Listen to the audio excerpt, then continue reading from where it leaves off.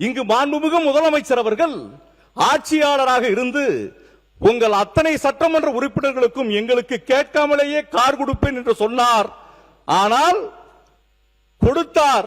கொள்ளேன் என்றால் அதனிடம் உயர்நன்று என்பதை இந்த நாட்டு மக்களினுடைய விவசாய பெருங்குடி மக்கள் எங்களுடைய விவசாய கடனை முழுமையாக தள்ளுபடி செய்யவில்லை. இந்த நாட்டிலே கொடுக்கப்பட்டிருக்கக்கூடிய திட்டங்கள் மீனவ சகோதரர்களுக்கு 20,000 ரூபாய் நிவாரணத் தொகை கொடுக்க வேண்டும் என்று சொன்னார்கள்.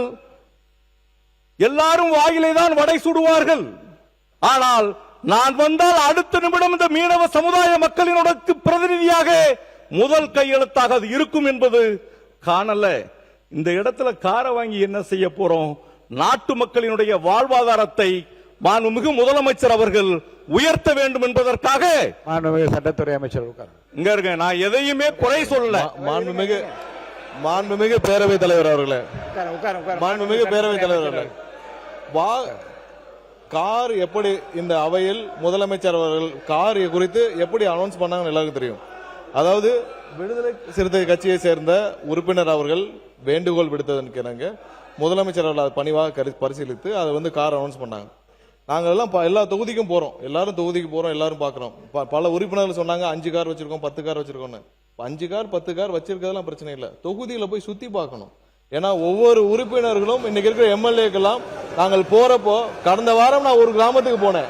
அந்த கிராமத்திற்கு இதுவரைக்கும் சட்டமன்ற உறுப்பினரே வந்ததில்லை.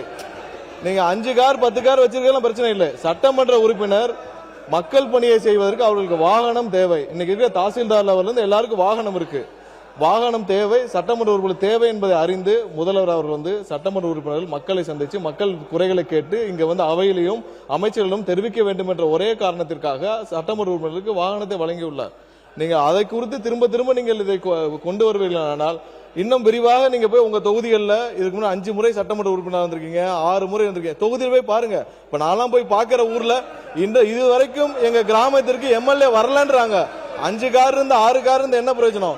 இனிமேல் பாருங்க, சட்டமன்ற உறுப்பினர் போய் கிராமத்துல போய் மக்களை போய் பாருங்க என்பதை தெரிவித்துக் கொண்டு, இது போல தேவையில்லாத விஷயங்களை கொண்டு வருவதனால்தான் மீண்டும் உருவாகுது என்பதை தெரிவித்துக் கொள்கிறேன். மக்கள் நலத்துறை அமைச்சர் மாண்புமிகு பேரவைத் தலைவர் அவர்களே, நாங்க இந்த விவாதம் ரொம்ப ஆரோக்கியமா நடக்கணும், சுமூகமா நடக்கணும் தான் எல்லாம் விரும்புறோம். மாண்புமிகு உறுப்பினர் பேசுறப்ப சொன்னாரு வாயில வடை சுட்டோம் அப்படின்னு சொல்றாங்க.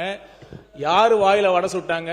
மக்கள் யாருக்கு அதனால தீர்ப்பு வழங்கினான்னு மக்களுக்கு நல்லா தெரியும். அப்புறம் சொன்னாங்க இப்ப நம்ம செஞ்சதெல்லாம் ஆட்சிக்கு வந்த 100 நாள் தான் ஆச்சு. ஆட்சிக்கு வந்தது 100 நாள் தான் ஆச்சு. இப்ப இவங்க எல்லாம் கொடுக்க முடியுமா?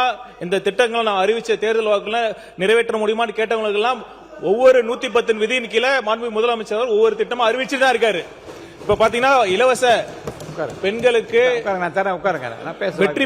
வெற்றி பயணம் திட்டமாக இருக்கட்டும், கேஸ் சிலிண்டர் திட்டமாக இருக்கட்டும், அனைத்தையும் செய்து கொண்டுதான் இருக்கிறார். இன்னொரு விஷயம் நான் சொல்லிக்கொள்ள விரும்புறேன். நான் எல்லாம் படிச்சு பார்த்தேன், கொள்கை விளக்க அறிக்கையை படிச்சு பார்த்தேன். எதுவுமே புதுசா இல்லைன்னு பாத்தீங்கன்னா, இப்ப பாத்தீங்கன்னா இந்த ஆட்சி அதிகாரங்கிறது தொன்று தொட்டு இருக்கு. நம்ம பாத்தீங்கன்னா நீதி கட்சி காலத்துல கொண்டு வந்த திட்டங்களும் சரி, காமராஜர் அவர்கள் கொண்டு வந்த திட்டங்களும் தான் நம்ம செஞ்சுக்கிட்டு வரோம். இப்ப பாத்தீங்கன்னா அப்ப என்ன மாற்றம் கேட்டாங்க? ஆட்சி வந்தது பிறகு வீடு கட்டும் உரிமையாக இருக்கட்டும், கட்டிடம் கட்ட உரிமையாக இருக்கட்டும், நேர்மையான முறையில ஒரு ஸ்கொயர் ஃபீட்டுக்கு எவ்வளவுன்னு கொடுக்காம நம்ம அனுமதி கொடுத்துட்டு இருக்கோம். இதுதான் மாற்றம். இந்த மாற்றம் பண்ணிட்டு தான் இருக்கோம். மாற்றம் இல்லைன்னு எப்படி சொல்றீங்க? இதுதான் பெரிய புரட்சி. நன்றி. மாண்பு பேரவைத் தலைவர் அவர்களே, வாயில வடை சுடுறோம் நாங்க சொல்ல, நீங்க தான் சொன்னீங்க. உறுப்பினர் இல்ல இல்ல, நீங்க சொன்னதுதான் அவர் சொன்னார். மேல சட்டத்துறை அமைச்சர் சொன்னார். நீங்க கார் வேணுங்கிறவங்க, நீங்க சட்டத்துறை அமைச்சர் சொன்ன கார் வேணுங்கிறவங்க நீங்க தொகுதியை சுற்றுப்பாடு இருக்கு. அவரை நீங்க போல ஒரே தொகுதியில 3 தடவை வெற்றி பெற்றிருக்கார். 3வது தடவை ஒரே தொகுதியில 3 முறை வெற்றி பெற்றிருக்கிறார். மக்கள் நன்மதிப்பை பெற்றிருக்கிறார். அதுவா முக்கியம். அதை பார்த்து